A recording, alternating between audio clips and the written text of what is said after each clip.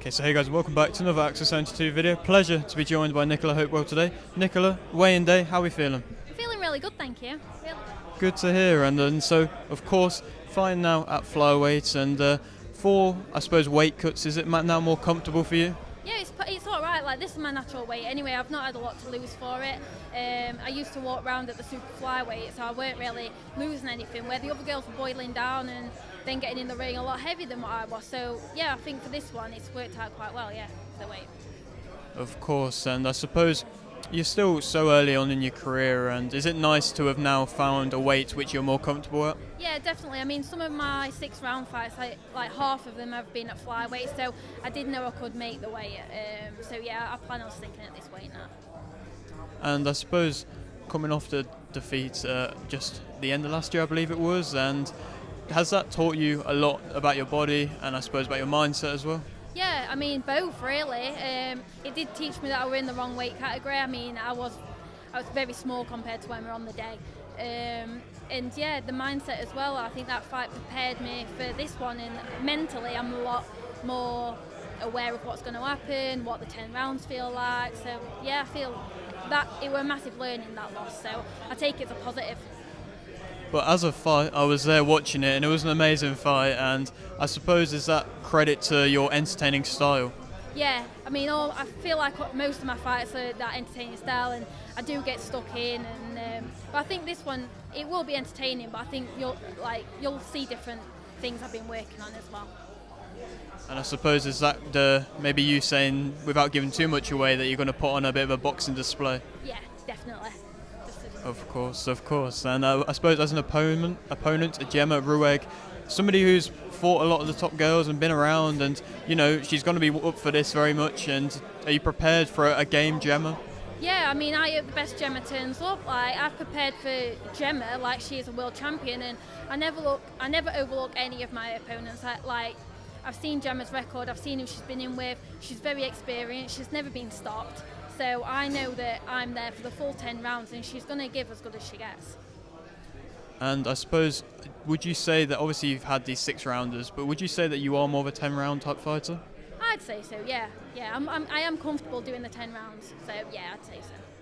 And obviously I know with the way with the women's divisions at the moment, there's a campaign for them kind of 12 3-minute rounds. Is that something that you're, moving along, wanting to collect titles? Maybe you'd love to have that opportunity someday? I mean, I prefer the 10-2s, but I think that's because of my style. If it did move to the 12-3s or even the 10-3s, my style would have to adapt, and I'd obviously adapt with it. So whatever we have to do, I'll do it, and I'll train for it.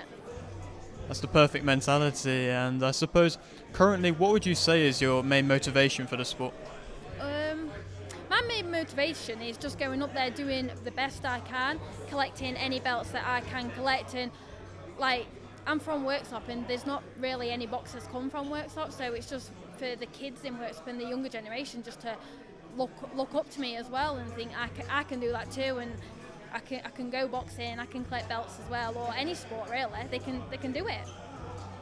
And I suppose for parents with younger children, especially girls as well, it's not always been something boxing seen as a good thing in the past, but now it's getting accepted more. And what would you say to parents possibly thinking about getting their kids into a combat sport?